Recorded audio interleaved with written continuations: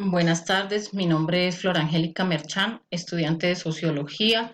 Voy a hacer la actividad correspondiente a la unidad 3, paso 4, sintetizar, con el fin de presentar la ponencia que realizaré describiendo dos grandes autores que fueron muy importantes en el proceso que determinó el surgimiento y movilización de actores políticos y sociales como sujetos de estudio de la teoría socioclásica. Me permito presentar dos pensadores que dejaron huella y sus teorías siguen vigentes, como son Tal Parson, quien se ubica en la corriente estructural funcionalista sistemático, y Max Weber, quien se ubicó en la corriente sociológica comprensiva, sociología del sujeto.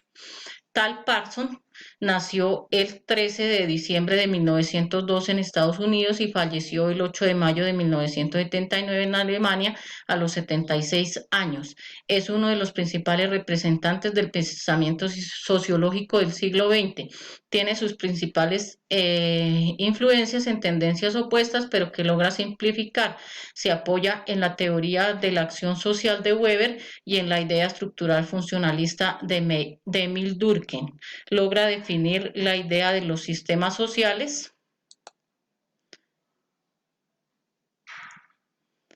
identificando cuatro subsistemas que corresponden al gran sistema social, que son el conductual, que se relaciona con el ambiente y lo biológico; la personalidad, que se refiere a los valores y las motivaciones, también mencionado por Max Weber, pero Weber le dio un enfoque en el ámbito del estudio de la psicología.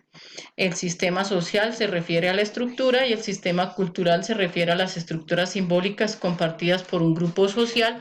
Un ejemplo de dichas estructuras es el dinero.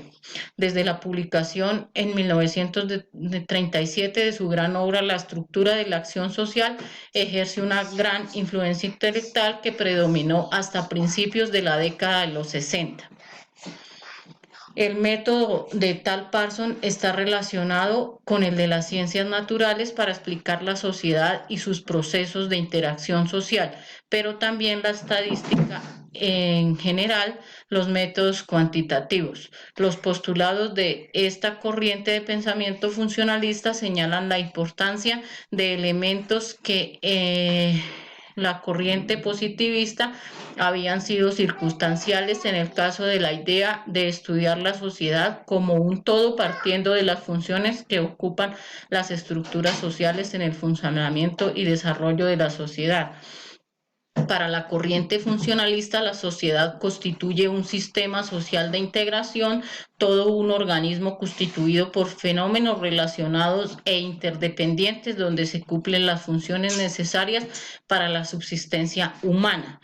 La vigencia de Parson, a verse en 1999, estima que hoy en día no se puede tomar seriamente una teoría de la sociedad que no se relacione con la de Parson. La teoría de los métodos de intercambio, lo mismo que los conceptos de sistematicidad, son relacionados críticamente para la elaboración de las nociones de sistemas, el mundo y la vida.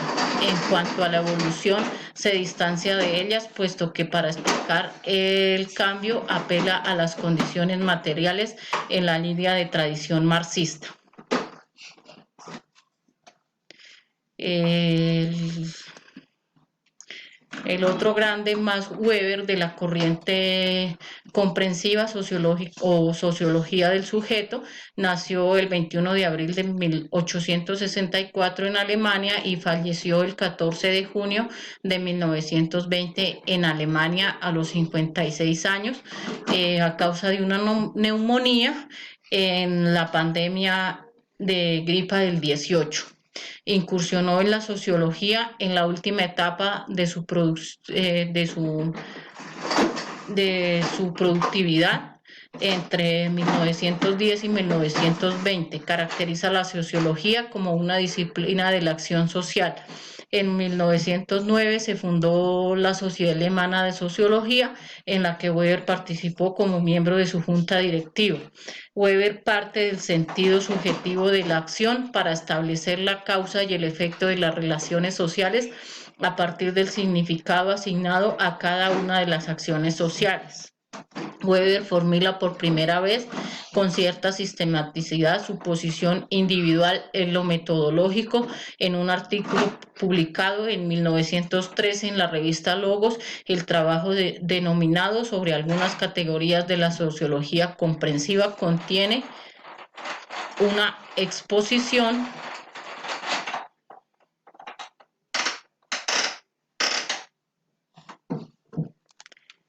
contiene una exposición de los conceptos fundamentales de la nueva ciencia y su relación con otras disciplinas como son la psicología y la teoría jurídica.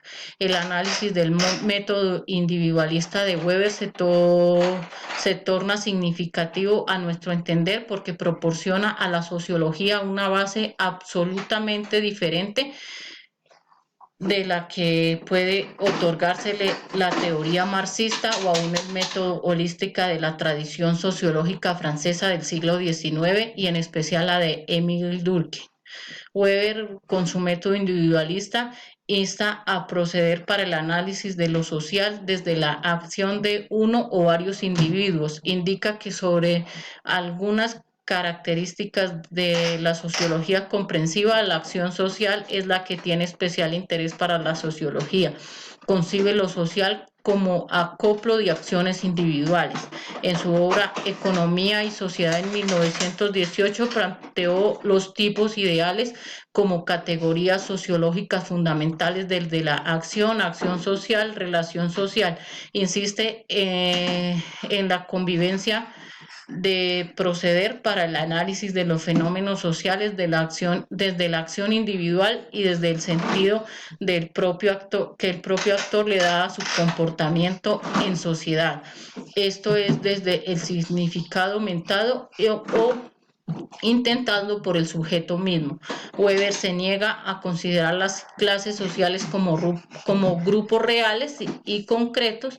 Las clases solo constituyen un grupo real cuando representan para el individuo un interés, un fin, un valor susceptible, representa para el individuo sus intereses a fin de un valor susceptible, representa para el individuo un interés con el fin de valor susceptible de orientar su acción. El enfoque individualista no solo es diferente al adoptado por Marx, sino que además pone en tela de juicio los principios, conceptos del dispositivo teórico marxista. Para Weber, entonces, la sociología supera a las ciencias naturales y se diferencia de ellas por su capacidad de trascender la simple determinación de leyes de funcionamiento y comprender la conducta de los individuos que protagonizan los procesos, es decir, sus valores, fines, expectativas, motivaciones, interacciones. Esto es para él precisamente lo específico del conocimiento sociológico.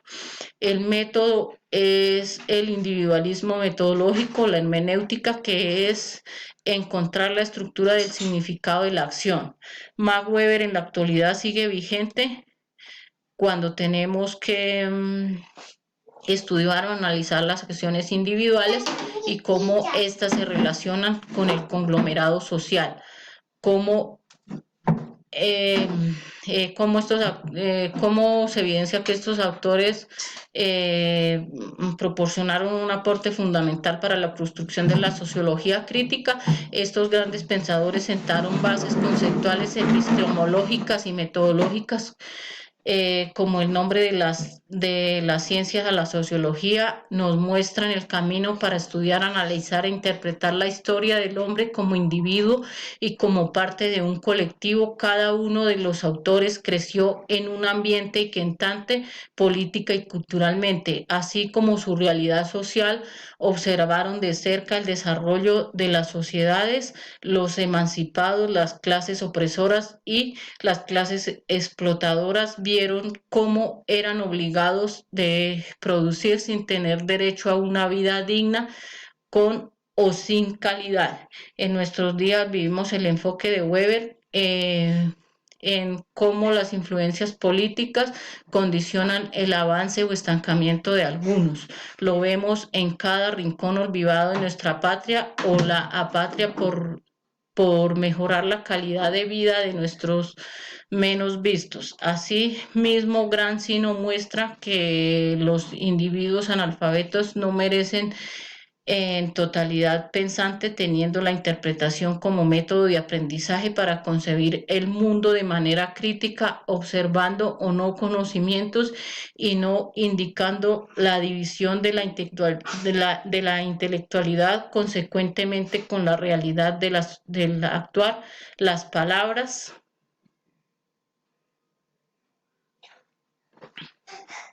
de Carlos Marx las vemos en cada individuo que trabaja explotado y maltratado por el poder económico de pocos. Palpamos el materialismo en los ojos de nuestros campesinos trabajadores, en la transformación de los recursos naturales, en mujeres explotadas por parte de sus patrones y en los niños que deben producir para comer las clases sociales.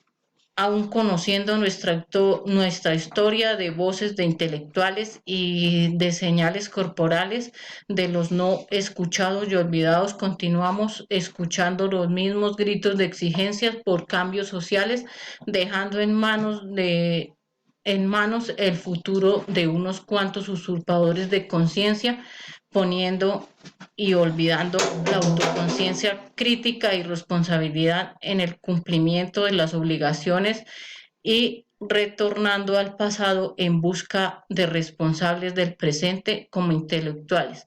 Debemos preocuparnos por cómo debemos obrar y lo que importa no es obrar contrario a lo que pensamos, sino obrar bien.